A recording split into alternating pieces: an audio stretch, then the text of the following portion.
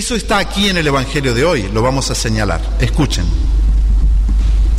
Iban los apóstoles, pónganse en situación, a la mañana temprano las mujeres, todos los discípulos estaban reunidos en Jerusalén, le habían matado a su maestro el viernes, habían pasado todo el sábado, el domingo, el sábado a la noche se acostaron, el domingo a la madrugada las mujeres se levantan, van con unos perfumes a la tumba, vuelven enloquecidas, se le habían aparecido unos ángeles, decían, ¿qué hacemos? Vamos a avisar a los apóstoles. Los ángeles mismos le dijeron, vayan y avísenle a los apóstoles. Empiezan a hacer un revuelo bárbaro. Los discípulos del Señor empiezan a enterarse de lo que había sucedido, de lo que posiblemente había sucedido, según el testimonio de las mujeres. Pero bueno, llega el mediodía, Jesús no aparecía, habrán comido algo, no se sabe. Eso el mismo domingo de la resurrección. A la tarde empieza la desesperación. Jesús no se ha aparecido, Jesús no se muestra. Vámonos de acá. Adiós, señores. Vámonos a laburar, a seguir nuestra vida. Hemos seguido al Señor durante 3 años, ya esto no tiene sentido. Murió en la cruz, el que lo acepte bien y el que no, que siga soñando. Le pongo yo palabras en la mente de los apóstoles o discípulos que estaban en esto de no creer que Jesús había resucitado. 2 de los discípulos iban a un pueblo pequeño de Maús, se apartan de Jerusalén, situado a unos 10 kilómetros de Jerusalén. En el camino hablaban sobre lo que había ocurrido. Es decir, no pueden desentenderse en su corazón de lo que habían vivido con Jesús. No pueden hacerlo. Seguían masticando y recordando seguramente la injusticia que hicieron los sacerdotes y jefes del pueblo, cómo el pueblo se dio vuelta y lo empezó a acusar, cómo lo castigaron. Iban repasando todo eso. Mientras conversaban y discutían, el mismo Jesús se acercó y siguió caminando con ellos. Pero algo impedía que sus ojos lo reconocieran. Y el mismo Jesús les dice, ¿qué comentaban por el camino? Y aquí aparece lo que quiero comentar con ustedes. Ellos se detuvieron con el semblante triste, y uno de ellos, llamado Cleofás, le respondió, tú eres el único forastero en Jerusalén que ignora lo que pasó en estos días. Y Jesús le pregunta, ¿qué cosa? Fíjense se están haciendo la imagen de una cosa, voy a decir, ¿cómo puede ser que Jesús sea tan bueno? ¿No es cierto? Se pone a caminar con 2 desesperados e incrédulos de sus discípulos. Jesús le había dicho, me van a matar, pero al 3er día voy a resucitar. Es decir, que no le creyeron. No le creyeron. ¿Qué cosa? Les pregunta Jesús. Ellos respondieron, lo referente a Jesús, el Nazareno, que fue un profeta poderoso en obras y en palabras, y cómo nuestros jefes y sacerdotes lo entregaron para ser condenado a muerte y lo crucificaron. Nosotros esperábamos. ¿Qué esperaban? No esperaban la resurrección, Nosotros esperábamos que fuera Él quien librara a Israel. ¿Qué esperaban? Algo terreno.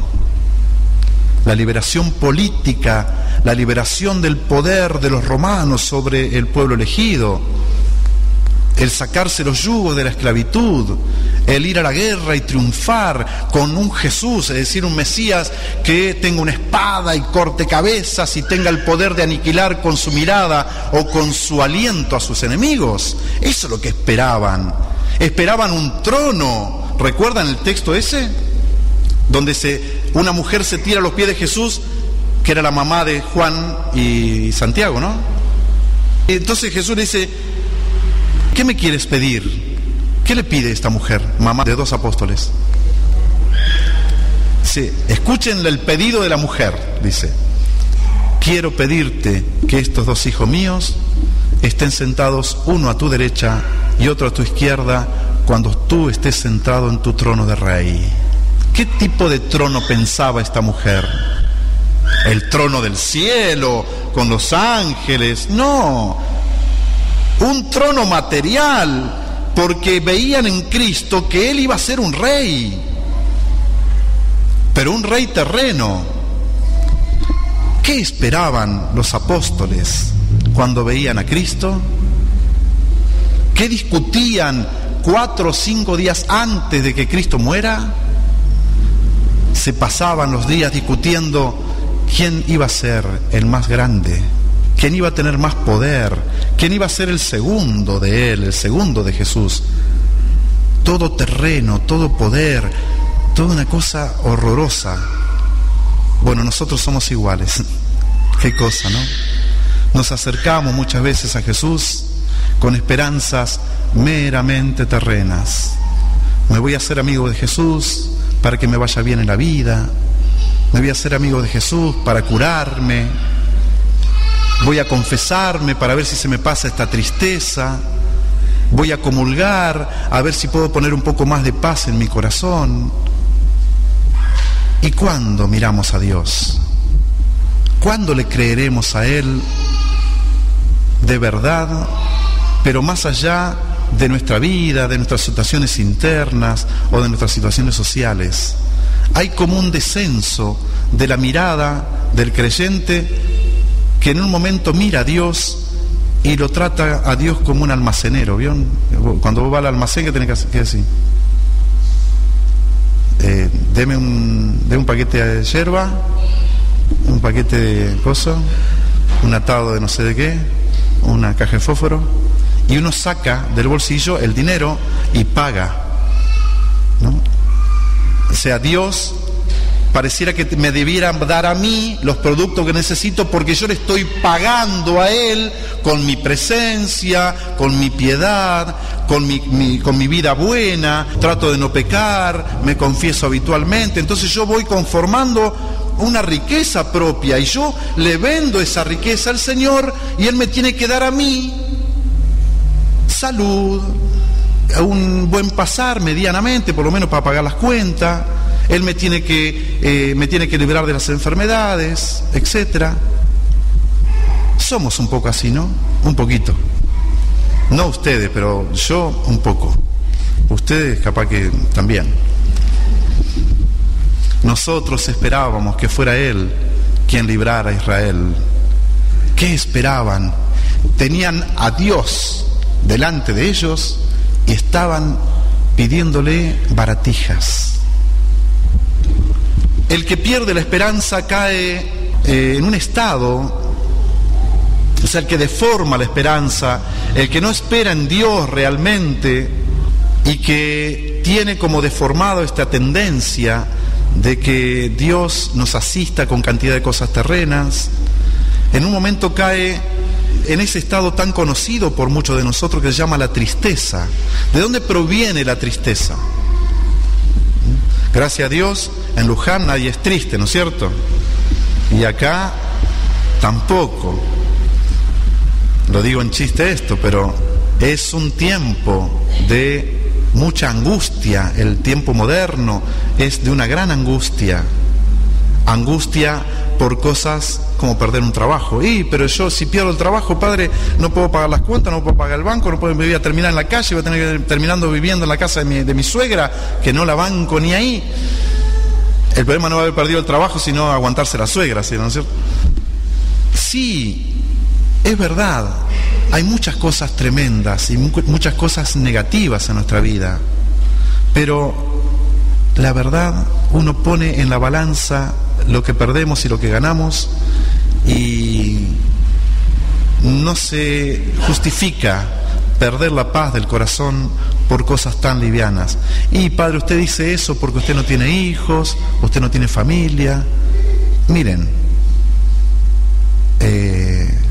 yo les digo esto porque sé que es así y me gustaría compartir con ustedes que uno a veces no tiene responsabilidad como la de ustedes, pero a veces uno lleva como cura pesos mucho más pesados, ¿no es así? Y no se podría llevar esas cargas si uno no pusiese las esperanzas en Dios. Y creo que, como me pasa a mí, también le pasa a ustedes, que a veces esperamos de la gente, de nuestra comunidad, esperamos de nuestro obispo, o de nuestros hermanos sacerdotes, o del Papa, o de Magoya. ¿Cuál es el objeto propio de la esperanza? Dios, nada más. Ni hombre, ni mujer. Ahora habría que mencionar también animales, ¿no es cierto? ¿Cuándo fue el Día del Animal? Ayer fue el Día del Animal. Felicitaciones para todos. Pero también hay gente que tiene sus esperanzas puestas en las mascotas o sus esperanzas puestas en el dinero, que es peor todavía. Yo prefiero esperar en mi perro y no en la plata, ¿no? O tiene su esperanza puesta en una promesa. Consecuencia primera de la pérdida de la esperanza, la tristeza. La tristeza aparece aquí como un velo. Ellos se detuvieron con el semblante triste, y más arriba dice: pero algo impedía que sus ojos lo reconocieran.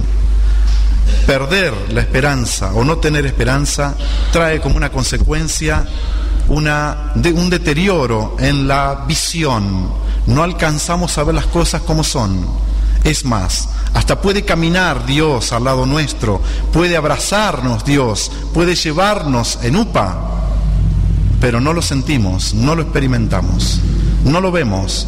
Somos como ciegos e insensibles a la presencia de Dios. Eso es una de las consecuencias más terribles de la tristeza. La tristeza ciega el corazón. Hace como un velo a las cosas divinas. La tristeza o la congoja, o también se le puede llamar la angustia enfermiza, arrastra al hombre a la ceguera. Y el triste no ve otra cosa que él. Nada más. El triste se ve a sí mismo y nada más. Una cosa trae la otra y como fichita de dominó, una cosa va volteando la otra. Haber puesto las esperanzas en Dios equivocadas, Dios me va a asistir a mí en las cosas terrenas, llevó a la destrucción de la esperanza. La esperanza arrastra la tristeza arrastra la ceguera evidentemente es la pérdida de la fe, y el hombre termina como ciego, sordo y mudo ante las cosas de Dios, y anda en el mundo como un pobre hombre, realmente pobre, porque esa es la verdadera pobreza. Aquí aparece un reto de Jesucristo. Ellos le dicen lo que esperaban y Jesús les responde. Jesús les dijo: hombres duros de entendimiento, ¿cómo les cuesta creer todo lo que anunciaron los profetas?